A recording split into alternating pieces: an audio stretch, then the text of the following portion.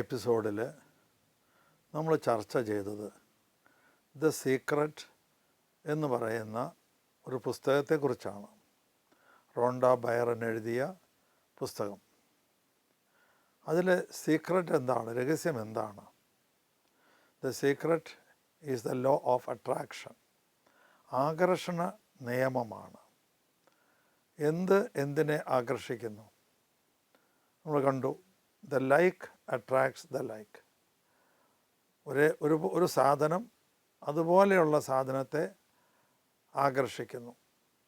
ഒരു ആശയം അതുപോലെയുള്ള ആശയത്തെ ആകർഷിക്കുന്നു. ഒരു പ്രസ്ഥാനം അതുപോലെയുള്ള പ്രസ്ഥാനത്തെ ആകർഷിക്കുന്നു. ഇതൊക്കെ നമ്മൾ കാണുന്നതാണ്. അതാണ് the like attracts the like. ഇവിടെ ഏറ്റവും പ്രധാനപ്പെട്ട ഒരു ചിന്ത അന്ന് പങ്കുവച്ചത് ഇതാണ്: തോട്ട്സ് ആർ തിങ്സ്. ചിന്തകൾ വസ്തുക്കൾ തന്നെ ആണ് എന്ന്. അത് നമ്മൾ ചിന്തിക്കുന്നത് വസ്തുക്കളായി മാറും എന്ന്. ഇത് ശാസ്ത്രപ്രകാരം ശരിയാണെന്ന് നമ്മൾ കണ്ടു. വിശുദ്ധ ബൈബിൾ പ്രകാരം ശരിയാണെന്ന് കണ്ടു. വചനം കൊണ്ടാണ് ദൈവം ഈ പ്രപഞ്ചം മുഴുവൻ സൃഷ്ടിച്ചത്. വചനം ഊർജമാണ്. വചനത്തിന് മുൻപ് തോട്ടുണ്ടാവും. തോട്ടും ഊർജമാണ്. ഊർജം മെറ്റീരിയലാകുമെന്ന് ശാസ്ത്രം പഠിപ്പിക്കുന്നു, തെളിയിക്കുകയും ചെയ്തിട്ടുണ്ട്.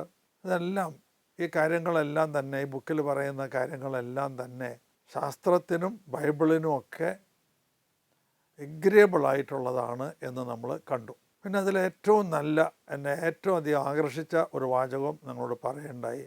അത് you are the Michelangelo of your life. Michelangelo ചിത്രകാരനാണ്, നല്ല ചിത്രങ്ങൾ വരയ്ക്കുന്നവനാണ്. നിങ്ങളുടെ ജീവിതമാകുന്ന ചിത്രം വരയ്ക്കുന്നത് നിങ്ങൾ തന്നെയാണ് എന്ന്. ഇത് ഞാൻ യാക്കോബിൻ്റെ ലേഖനം 1-ാം അധ്യായം 13 മുതലുള്ള തിരുവചനങ്ങൾ ഉദ്ധരിച്ചുകൊണ്ട് പറയുകയുണ്ടായി. നമ്മുടെ ജീവിതം നല്ലതാക്കുന്നതും മോശമാക്കുന്നതും നമ്മൾ തന്നെയാണ്, വേറെ ആരുമല്ല. നമ്മൾ ഈ പ്രകൃതിയിലേക്ക് നല്ല ചിന്തകൾ കൊടുക്കുമ്പോൾ പ്രകൃതി അത്തരം നല്ലതെല്ലാം നമ്മളിലേക്ക് കൊണ്ടുവരും. നമ്മൾ മോശമായ ചിന്തകൾ കൊടുക്കുമ്പോൾ പ്രകൃതി മോശമായതെല്ലാം തന്നെ നമ്മളിലേക്ക് കൊണ്ടുവരും. അതുകൊണ്ട് നല്ലത് മാത്രം ചിന്തിക്കുക, നല്ലത് പറയുക, നല്ലത് പ്രവർത്തിക്കുക. B good, do good. ഇത് പറഞ്ഞിട്ടാണ് ഞാനന്ന് നിർത്തിയത്. ഈ പ്രപഞ്ചം ഒരു മിററാണ്, റിഫ്ലക്റ്റിംഗ് മിറർ. നമ്മൾ എന്ത് ഈ പ്രപഞ്ചത്തിലേക്ക് കൊടുക്കുന്നുവോ അതങ്ങനെ തന്നെ റിഫ്ലക്റ്റ് ചെയ്ത് കിട്ടും. അത് വിശുദ്ധ ബൈബിളിനെ അടിസ്ഥാനപ്പെടുത്തി ഞാൻ പറഞ്ഞു. മാർക്ക് 4:24, നീ അളക്കുന്ന അളവ് കൊണ്ട് നിനക്കും അളന്ന് കിട്ടും, കൂടുതലും ലഭിക്കും. അപ്പോൾ ചിന്തകളെ നമ്മൾ നിയന്ത്രിക്കണം. ഇതാണ് ബേസിസ്. ചിന്തകളെ നിയന്ത്രിക്കണം, നല്ല ചിന്തകൾ ഉണ്ടാക്കണം. റിസർച്ചേഴ്സ് പറയുന്നത് ഒരു മനുഷ്യന് ഒരു ദിവസം 60,000 തോട്ടുണ്ടാകുന്നുണ്ടെന്നാണ്. 60,000 കാര്യങ്ങളെക്കുറിച്ച് അയാൾ ചിന്തിക്കാൻ ഇടവരുന്നു എന്നാണ്. അപ്പോൾ ഈ 60,000 ചിന്തകളെയും മോണിറ്റർ ചെയ്യുക, നിയന്ത്രിക്കുക വളരെ പ്രയാസകരമാണ്. ഈ ചിന്തകളെ നമ്മൾ എങ്ങനെ അളക്കുക? നമുക്ക് പലപ്പോഴും അളക്കാൻ തന്നെ, നമ്മൾ ചിന്തിക്കുന്നുണ്ടെന്ന് തന്നെ നമ്മൾ അറിയില്ല. ആ ചിന്ത ഇങ്ങനെ പോകുന്നുണ്ടാവും. അപ്പം നമ്മളുടെ ചിന്തകളെ അളക്കാൻ ഒരു അളവുകോലുണ്ട്. അത് നമ്മളുടെ ഫീലിങ്സാണ്. നമ്മൾ നല്ല കാര്യങ്ങൾ ചിന്തിക്കുമ്പോൾ ഇത് നമുക്കുണ്ടാകുന്നു. നമുക്ക് നല്ല സന്തോഷമുള്ള ഫീലിംഗ് ഉണ്ടാകുന്നു. അപ്പോൾ ഫീലിങ്ങിൽ നിന്നാണ് നമ്മുടെ ചിന്തകളെ നമ്മൾ അളക്കുന്നത്. സന്തോഷമാണ് നിങ്ങളുടെ വികാരം സന്തോഷത്തിൻ്റെ വികാരമാണ്. അങ്ങനെയാണെങ്കിൽ നിങ്ങൾ ചിന്തിക്കുന്നത് നല്ലതാണ്. നിങ്ങൾക്ക് ദുഃഖത്തിൻ്റെ ഒരു വികാരമാണ് എങ്കിൽ നിങ്ങളുടെ വിചാരവും അതുപോലെ തന്നെ ദുഃഖത്തിൻ്റേതായിരിക്കും. അതുകൊണ്ട് നമ്മൾ അളക്കുന്നത് ഈ വികാരം വെച്ചാണ്. നമുക്ക് സ്നേഹത്തിൻ്റെ വികാരം, അത് തോന്നുന്ന വിധത്തിലുള്ള ചിന്തകളും പ്രവൃത്തികളും വാക്കുകളുമൊക്കെയാണ് നിങ്ങൾക്കുണ്ടാകുന്നതെങ്കിൽ നിങ്ങൾ ശരിയായ വിധത്തിൽ ചിന്തിക്കുന്നു എന്നർത്ഥം. ഏറ്റവും ഫണ്ടമെൻ്റലായിട്ടുള്ള ഏറ്റവും നല്ല ചിന്തകൾ സ്നേഹത്തിൻ്റെ ചിന്തകളാണ്. ആ സ്നേഹത്തിൻ്റെ വികാരമാണ് നിങ്ങൾക്കുണ്ടാകുന്നതെങ്കിൽ നിങ്ങൾ ശരിയായി ചിന്തിക്കുന്നു എന്നാണ്. സ്നേഹമെന്ന് പറയുന്നത് കൊടുക്കലാണ്, മറ്റുള്ളവരുടെ കഴിവുകൾ വളർത്തുന്നതാണ്, മറ്റുള്ളവർക്ക് ദ്രോഹമൊന്നും ചെയ്യാത്തതാണ്. ഇതൊക്കെയാണ് സ്നേഹത്തിൻ്റെ ലക്ഷണങ്ങൾ. ഇതൊക്കെയാണ് നിങ്ങളുടെ പ്രവർത്തനമെങ്കിൽ നിങ്ങൾ ശരിയായ വഴിയിലാണ് പോകുന്നത്. ഇനി നമ്മൾ അറിയേണ്ടത് ഈ ലോ ഓഫ് അട്രാക്ഷൻ, അത് നിങ്ങൾ എങ്ങനെയാണ് പ്രാവർത്തികമാക്കുക എന്നുള്ളതാണ്. ലോ ഓഫ് അട്രാക്ഷൻ പ്രാവർത്തികമാക്കുന്നത് 3 സ്റ്റെപ്പുകളിലാണ്. അതിനു മുമ്പ് ഒരു കാര്യം ഓർമ്മിപ്പിക്കാനായിട്ട് ഓർമ്മയിലേക്ക് വരികയാണ്. ഞാൻ നിങ്ങളോട് കഴിഞ്ഞ എപ്പിസോഡിൽ പറഞ്ഞു, അദ്ദേഹം ഈ പുസ്തകത്തിൽ പറയുന്ന എല്ലാ കാര്യങ്ങളും വിശുദ്ധ ബൈബിളിലുണ്ട് എന്ന്. അപ്പോൾ സ്നേഹത്തിൻ്റെ സന്തോഷത്തിൻ്റെയും വികാരം അതിനെക്കുറിച്ച് ബൈബിളിൽ പറയുന്നുണ്ട്. 1 തെസ്സലോനിക്ക 5:16, 1 തെസ്സലോനിക്ക 5:16, 4-5 ഭാഗമൊക്കെ ഇതുമായി ബന്ധപ്പെട്ട ഒരുപാട് കാര്യങ്ങളുണ്ട്. പ്രസാദാത്മകമായ ഒരു ജീവിതം, അതാണ് ഒരു ഹെഡിങ് തന്നെ. നമ്മുടെ ജീവിതം പ്രസാദാത്മകമാണ് എങ്കിൽ നമുക്ക് നല്ല നല്ല കാര്യങ്ങൾ മാത്രമേ വന്ന് ഭവിക്കുള്ളൂ. നമ്മൾ ദുഃഖകരമായ ഒരു ജീവിതമാണ്, ഒരു വികാരമാണ് നമുക്കുണ്ടാകുന്നതെങ്കിൽ നമുക്ക് കൂടുതൽ കൂടുതൽ ദുഃഖങ്ങൾ വരും. 4-ാമത്തെ അധ്യായത്തിൽ പൗലോസ് എഴുതിയിരിക്കുന്നത് പ്രസാദാത്മകമായ ജീവിതം നയിക്കുന്നതിൻ്റെ ആവശ്യകതയെക്കുറിച്ചാണ്. 5-ാമത്തെ അധ്യായത്തിൽ 16-ാമത്തെ തിരുവചനം ഇങ്ങനെ പറയുന്നു: എപ്പോഴും സന്തോഷത്തോടു കൂടി ഇരിക്കുവിൻ, ഇടവിടാതെ പ്രാർത്ഥിക്കുവിൻ. ഇതാണ് 16-ാമത്തെ തിരുവചനം. 17 പറയുന്നുണ്ട് നല്ല ചിന്തകൾ, ഞങ്ങൾക്കെപ്പോഴും നല്ല കാര്യങ്ങളെപ്പറ്റി ചിന്തിക്കാൻ ഇടവരട്ടെ എന്ന്. 16-17 നിങ്ങളിതെടുത്ത് വായിച്ചു നോക്കണം. ഇത് സീക്രറ്റൊക്കെ എഴുതിയ ആൾക്ക് ഇതൊക്കെ കിട്ടിയിട്ടുള്ളത് ബൈബിളിൽ നിന്ന്, വിശുദ്ധ ബൈബിളിൽ നിന്നാണ്. ബൈബിളിലത്തെ ആണെന്ന് പറഞ്ഞാൽ ആരും വായിക്കില്ല. പക്ഷേ ഈ സീക്രട്ട് ഈ പുസ്തകത്തിലാണെന്ന് പറയുമ്പോൾ എല്ലാവരും വായിക്കുന്നു, അതിനെ പൊക്കി പിടിച്ച് കൊണ്ടു നടക്കുകയും ചെയ്യുന്നു. പക്ഷേ ഇതെൻ്റെ എല്ലാം അടിസ്ഥാനം ഇതാണ് എന്നുള്ളത് അത് പലരും അറിയുന്നില്ല. നമ്മുടെ കയ്യിൽ, നമ്മുടെ പോക്കറ്റിൽ ഒരുപാട് പണമുണ്ട്, പക്ഷെ ഞാൻ അറിയുന്നില്ല എൻ്റെ പോക്കറ്റിൽ പണം ഉണ്ടെന്ന്. അതുകൊണ്ട് എന്തെങ്കിലും ഉപകാരം ഉണ്ടാവും? ഇല്ലല്ലോ. ഇത് തന്നെയാണ് നമ്മുടെ സ്ഥിതി. നമ്മുടെ സ്ഥിതി അതാണ്. നമ്മുടെ കയ്യിൽ ബൈബിളുണ്ട്, അതിലൊരുപാട് മുത്തുകളുണ്ട്. ആ മുത്തുകളുണ്ടെന്ന് നമ്മൾ അറിയണില്ല. പിന്നെ എങ്ങനെയാണ് നമുക്ക് ആ മുത്ത് പെറുക്കിയെടുക്കാൻ പറ്റുക? ഈ പുസ്തകങ്ങളൊക്കെ എഴുതുന്നവർ ഇതിൽ നിന്നാണ്, ഈ കടലിൽ നിന്നാണ് മുത്തുകൾ പെറുക്കിയെടുത്ത് നമ്മുടെ മുന്നിൽ വയ്ക്കുന്നത്. നമ്മുടെ വികാരം എപ്പോഴും സന്തോഷത്തിൻ്റെ വികാരം. ആ സന്തോഷം 2 തരത്തിലുണ്ട്. ഒന്ന് പിന്നീട് ദുഃഖമായി മാറുന്ന സന്തോഷമുണ്ട്. അതല്ല ഞാനിവിടെ ഉദ്ദേശിക്കുന്നത്. പൗലോസ്ലീഹ ഉദ്ദേശിക്കുന്നത് അത് അങ്ങനെ തന്നെയാണ്. പിന്നീട് ദുഃഖമാകാൻ പാടില്ല. ചില സന്തോഷങ്ങളുണ്ട്. ഇപ്പോൾ നിങ്ങൾ സന്തോഷിക്കും, പിന്നീട് നിങ്ങൾ ദുഃഖിക്കും. അതല്ല നമ്മൾ സന്തോഷത്തിൻ്റെ മാനദണ്ഡമായിട്ടെടുക്കുന്നത്. നമുക്ക് എപ്പോഴും സന്തോഷം തരുന്ന ആ ചിന്തകൾ അത് നമ്മൾ വെച്ച് പുലർത്താനായിട്ട് ശ്രമിക്കുക. ഈ സീക്രട്ട് എങ്ങനെയാണ് നമ്മുടെ ജീവിതത്തിൽ അപ്ലൈ ചെയ്യുക? ഇതാണ് ഞാൻ നിങ്ങളോട് പറയാനായിട്ട് ആഗ്രഹിച്ചത്.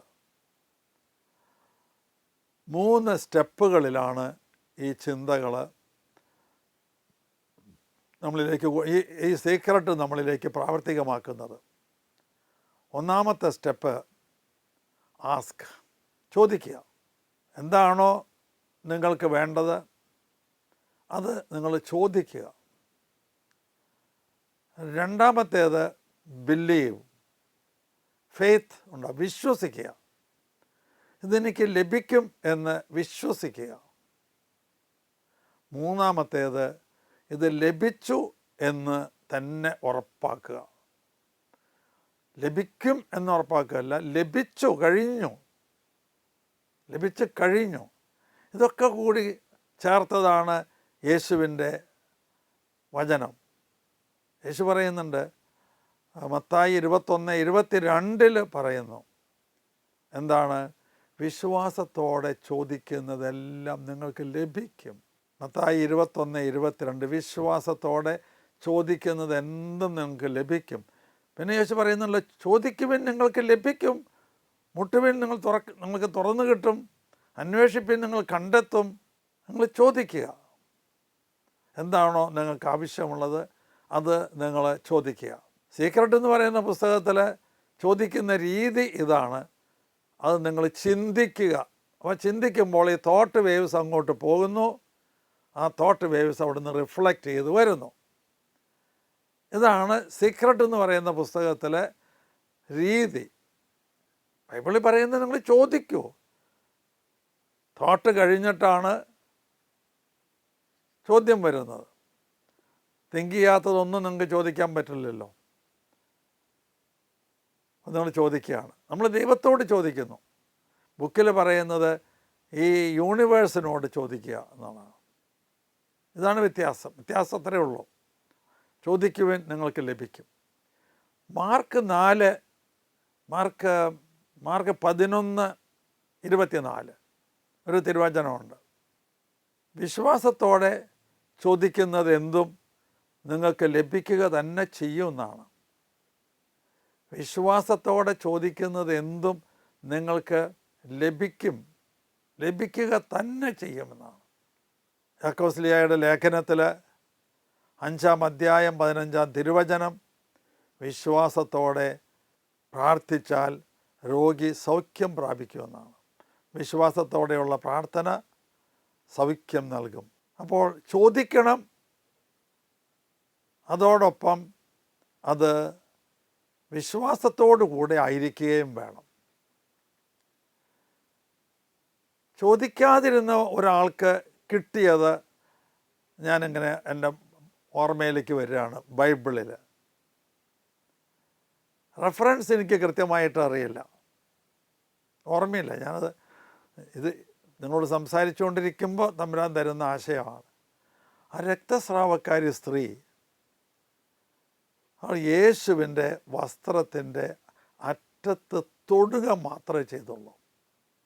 ഒന്നും അവൾ ചോദിച്ചില്ല. അവൾ തിങ്ക് ചെയ്തു. അവൾ വിശ്വാസത്തോടു കൂടി തൊട്ടതല്ല കാരണം, വിശ്വാസത്തോടെ തൊട്ടതാണ് കാരണം. പറയാനുള്ള കാരണമുണ്ട്. എന്താ കാരണം എന്നറിയാമോ? ആയിരം ആളുകളാണ് യേശുവിനെ തൊട്ടുകൊണ്ട് പോകുന്നത്. തിക്കി തിരക്കാണ് പോകുന്നത്. യേശുവിനെ ഞെരക്കി കൊണ്ടാണ് ആൾക്കാർ പോകുന്നത്. എത്ര പേരാ തുടനെ, പക്ഷെ അവർക്കൊന്നും സൗഖ്യം കിട്ടിയില്ല. അവർക്ക് സൗഖ്യം കിട്ടിയത് ആർക്കാണ്? വിശ്വാസത്തോടെ തൊട്ട ആൾക്ക്. അപ്പം ചോദിക്കാതെ പോലും നിങ്ങൾക്ക് സൗഖ്യം കിട്ടുന്നു. ചോദിച്ചാൽ കിട്ടുമെന്നുള്ളത് ഉറപ്പാണല്ലോ, യേശു തന്നെ പറഞ്ഞിട്ടുണ്ട്. ഇവിടെ ഒരു അത്ഭുതത്തിലൂടെ യേശു കാണിച്ചു കൊടുത്തു. നീ ചോദിക്കുക തന്നെ വേണ്ട, നീ ആഗ്രഹിച്ചാൽ മതി, നിനക്ക് ലഭിക്കും എന്ന്. അത് തന്നെയാണല്ലോ ഈ ബുക്കിലെ പ്രതിപാദ്യ വിഷയം. നീ ആഗ്രഹിക്കുന്നത്, നീ ചിന്തിക്കുന്നത് നിനക്ക് ലഭിക്കും എന്നുള്ളതാണ്. ഇനി ആ കുരുടൻ, ബർത്തമിയോസ് എന്ന് പറയുന്ന ഒരു കുരുടൻ, അവൻ അവിടെ ഇരുന്നു കൊണ്ട് ചോദിക്കുന്നുണ്ട്, വിളിച്ച് പറയുന്നുണ്ട്. അവന് കിട്ടിയല്ലോ. അവന് നല്ല വിശ്വാസം ഉണ്ടായിരുന്നു ചോദിച്ചപ്പോൾ. അത് ഇമ്പോർട്ടൻ്റ് ആണ്. നമ്മൾ ചിന്തിക്കുന്ന കാര്യം അത് മറ്റുള്ളവർക്ക് ദോഷകരമല്ല എങ്കിൽ കിട്ടുമെന്ന് ഉറപ്പായിട്ട് വിശ്വസിക്കണം. മറ്റുള്ളവർക്ക് ദ്രോഹം ചെയ്യുന്ന ഒരു കാര്യം അത് നിങ്ങൾ വിചാരിച്ചാൽ, ചിന്തിച്ചാൽ, വിശ്വസിച്ചാൽ അത് കിട്ടില്ല, ഉറപ്പാണ്. മറിച്ച് മറ്റുള്ളവർക്ക് ദ്രോഹമൊന്നും ചെയ്യാത്ത, നിങ്ങൾക്ക് ആവശ്യമുള്ള കാര്യങ്ങൾ മറ്റുള്ളവർക്ക് നന്മ ചെയ്യുന്നതാണെങ്കിൽ വളരെ നന്നായിരിക്കും, കിട്ടാനുള്ള സാധ്യത കൂടുതലാണ്. അത് നിങ്ങൾ ചോദിക്കുമ്പോൾ നിങ്ങൾക്ക് ലഭിക്കും. ഒരുപാട് പേര് ആ ബർത്തമിയോസ് എന്ന് പറയുന്ന അന്ധയാചകനെ നിരുത്സാഹപ്പെടുത്തി. പക്ഷേ അവൻ കൂടുതൽ തീക്ഷ്ണതയോടുകൂടി വിളിച്ചു പറഞ്ഞുകൊണ്ടിരുന്നു, ദാവീദിൻ്റെ പുത്ര, എന്നിൽ കനിയണമേ എന്ന്. അങ്ങനെ യേശു നിന്നു, അവനെ വിളിച്ചു, അവന് സൗഖ്യം കൊടുത്തു. അവൻ ആഗ്രഹിച്ചത്, ചോദിച്ചത് ലഭിച്ചു. വേറെയും അന്ധന്മാരവിടെയൊക്കെ ഉണ്ടാവണം, അവരൊന്നും ചോദിച്ചില്ല, അവർക്ക് കിട്ടിയില്ല. അപ്പോൾ നിങ്ങൾക്ക് കിട്ടാതിരിക്കുന്നത് എൻ്റെ കാരണം നിങ്ങൾ മാത്രമാണ് എന്ന് മനസ്സിലായല്ലോ. ഈ വിശ്വാസമെന്ന് പറയുന്നത് ഇമ്പോർട്ടൻ്റാണ്. കിട്ടുമെന്നുള്ള ആ വിശ്വാസം. ആ കാനാൻകാരി സ്ത്രീ പിന്നാലെ നടന്ന് ചോദിക്കുന്നുണ്ട്. അവരുടെ തോട്ട്സ് വളരെ ഇൻറ്റൻസാണ്, വളരെ ഇൻറ്റൻസ് തോട്ട്സാണ് കൊടുക്കുന്നത്. പക്ഷെ അതിനോട് മറുപടിയൊന്നും ആദ്യം കിട്ടിയിരുന്നില്ല. പക്ഷെ അവളുടെ വിശ്വാസം കണ്ട് യേശു അത് അനുവദിച്ചു കൊടുത്തു, സൗഖ്യം കൊടുത്തു. വിശ്വാസം വലിയൊരു ഘടകമാണ്.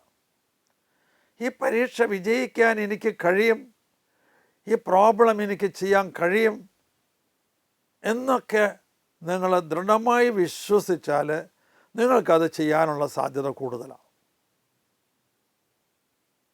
അതിന് വളർച്ച വരണം, വളർന്ന് വരണം.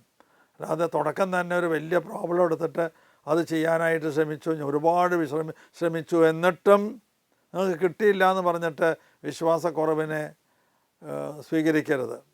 മറിച്ച് നിങ്ങൾ ഗ്രാജുവലായിട്ട് വളർന്ന് വരണം. ചെറിയ കാര്യങ്ങൾ ഇതുപോലെ ചോദിച്ചു, വിശ്വസിച്ചു, കിട്ടിയെന്ന് ഉറപ്പുവരുത്തി അങ്ങനെ പോകണം. ഇത് പ്രയാസമുള്ളൊരു കാര്യമല്ല. നിങ്ങൾ പുൽച്ചെടി വളരണത് കണ്ടിട്ടില്ലേ? അതിനെന്തെങ്കിലും സ്ട്രെയിനുണ്ടോ?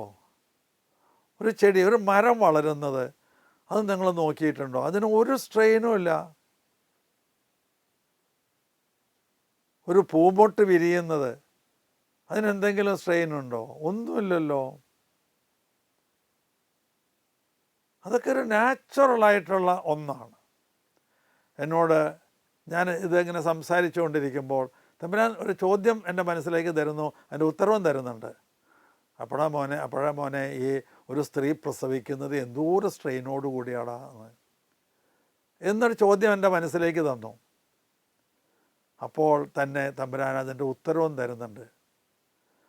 ആ സ്ത്രീ അത് തീക്ഷണമായി ആഗ്രഹിക്കുകയും ഗ്രാജുവലായിട്ട് അതിങ്ങനെ വളർന്ന് അവരുടെ ഉദരത്തിൽ വളരുന്നതനുസരിച്ച് അവളിലും ഒരു വളർച്ച ഉണ്ടാകുകയും ഈ പ്രസവം എന്ന് പറയുന്ന ആ ഈവൻ്റ് മീറ്റ് ചെയ്യാനായിട്ടുള്ള ഒരു വളർച്ച അവളിൽ എത്തുകയും ചെയ്താൽ പ്രസവം വേദനിക്കില്ല എന്നാണ് എനിക്ക് തമ്പുരാൻ പറഞ്ഞു തരുന്നത്.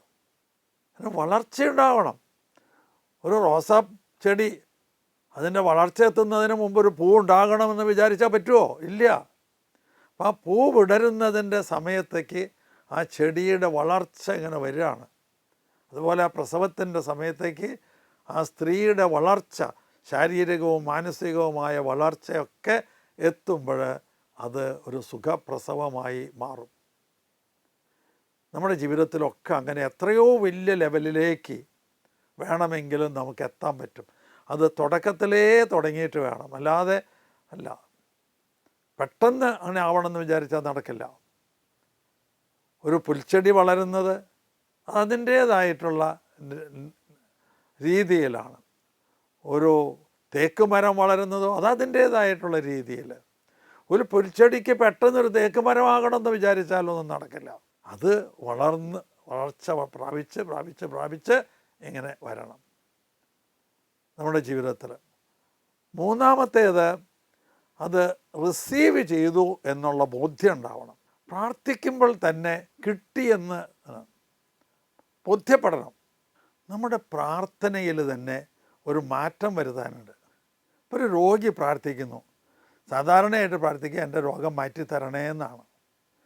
എന്നാൽ മറിച്ച് ഇങ്ങനെ ഒന്ന് ചിന്തിച്ച് നോക്കുക, എൻ്റെ രോഗം മാറിക്കൊണ്ടിരിക്കുന്നു. നമ്മൾ ചിന്തിക്കുകയാണ്, ആ ചിന്ത ഈ പ്രപഞ്ചത്തിലേക്ക് പോകുന്നു, ദൈവത്തിലേക്ക് പോകുന്നു. ദൈവം അവിടുന്ന് അതിന് ഉത്തരം തരും, സൗഖ്യപ്പെടുന്നു എന്ന് തന്നെയാണ് നമ്മൾ പറയുന്നത്. ഇതിന് ഉദാഹരണങ്ങൾ യേശുവിൻ്റെ പ്രാർത്ഥന നിങ്ങൾ നോക്കിയോ. ലാസറിനെ ഉയർപ്പിക്കുന്ന സമയത്ത് എന്താ യേശു പറഞ്ഞത്? ലാസറെ പുറത്തു വരിക എന്ന്. അല്ലാതെ പിതാവിനോട് ഇങ്ങനെ പറയുകയല്ല ചെയ്തത്, പിതാവേ ലാസറിനെ നീ ഉയർപ്പിക്കണമേ എന്നല്ല. ഇതൊക്കെ നമുക്ക് ലെസൻസാണ്. ലാസറെ പുറത്തു വരിക എന്നാണ് പറഞ്ഞത്. അതാണ് പ്രാർത്ഥനയായത്. അതിനു മുമ്പ് യേശു പ്രാർത്ഥിച്ചു. അത് നിങ്ങൾ ശ്രദ്ധിച്ചിട്ടുണ്ടോ എന്നറിയാം. നീ എൻ്റെ പ്രാർത്ഥന കേട്ടതിന് നിനക്ക് ഞാൻ നന്ദി പറയുന്നു എന്നാണ്. ലാസറെ പുറത്തു വരിക എന്ന് പറയുന്നതിന് മുമ്പ് തന്നെ നന്ദി പറഞ്ഞു. As if it has happened. അപ്പോൾ പ്രാർത്ഥിക്കുന്നതിന് മുമ്പ് അത് നടന്നു എന്നുള്ള രീതിയിൽ വേണം പ്രാർത്ഥിക്കാൻ. ഞങ്ങളുടെ സ്ഥാപനത്തിലെ പ്രാർത്ഥനയിൽ കൊല്ലങ്ങൾക്ക് മുമ്പ് ഞാനിത് വായിച്ച കാലഘട്ടത്തിൽ, ബൈബിൾ വായിച്ച കാലഘട്ടത്തിൽ എനിക്ക് തോന്നിയ ആശയം പ്രാവർത്തികമാക്കാറുണ്ട്.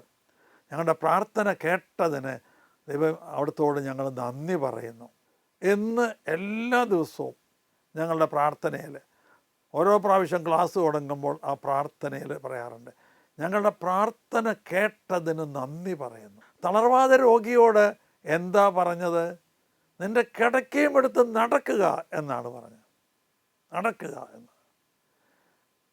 യേശു അതിനു മുമ്പ് അവനോട് പറഞ്ഞു, നിൻ്റെ പാപങ്ങൾ മോചിക്കപ്പെട്ടിരിക്കുന്നു എന്നാണ്. വിശുദ്ധ കുമ്പസാരത്തിൽ വൈദികൻ പറയുന്നതും എന്താ? നിൻ്റെ പാപങ്ങൾ ഞാൻ മോചിച്ചിരിക്കുന്നു എന്നാണ്. അല്ലാതെ ദൈവത്തോട് പ്രാർത്ഥിക്കുകയല്ല, ഇവൻ്റെ പാപങ്ങൾ മോചിക്കണേ, ഇവൻ പ്രായശ്ചിത്തമൊക്കെ ചെയ്ത് കഴിയുമ്പോൾ എൻ്റെ പാപങ്ങൾ മോചിക്കണേ എന്നല്ല. നമ്മുടെ ഈ പ്രാർത്ഥനയിലൊക്കെ വലിയൊരു റെവല്യൂഷൻ ഉണ്ടാക്കാനുണ്ട്.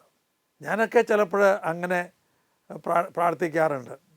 ഞാനൊരു ഡയബറ്റിക് ആയിട്ടുള്ള ഒരു പേഷ്യൻ്റാണ്. അപ്പോൾ ഞാൻ ചിലപ്പോൾ നേരം കിട്ടാറില്ല അതിന്. ഇരുന്ന് ചിലപ്പോൾ എൻ്റെ പാങ്ക്രിയാസ് വർക്ക് ചെയ്തുകൊണ്ടിരിക്കുന്നു, അങ്ങനെ നന്നായി എഫിഷ്യൻ്റായിട്ട് വർക്ക് ചെയ്യുന്നു എന്നൊക്കെ ഞാൻ ഇടയ്ക്കിടയ്ക്ക് പറയാറുണ്ട്.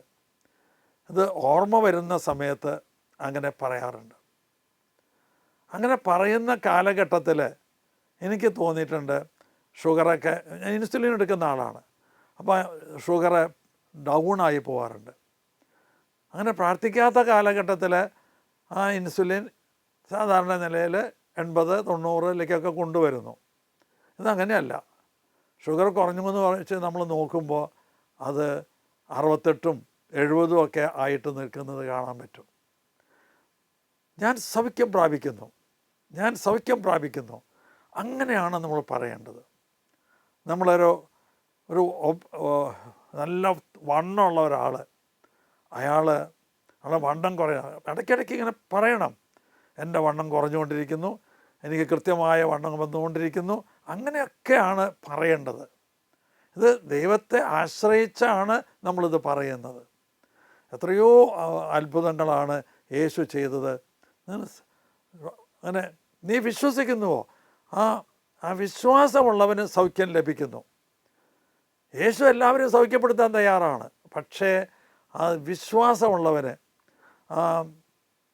ഒരു രോഗിയുണ്ടല്ലോ, എന്താ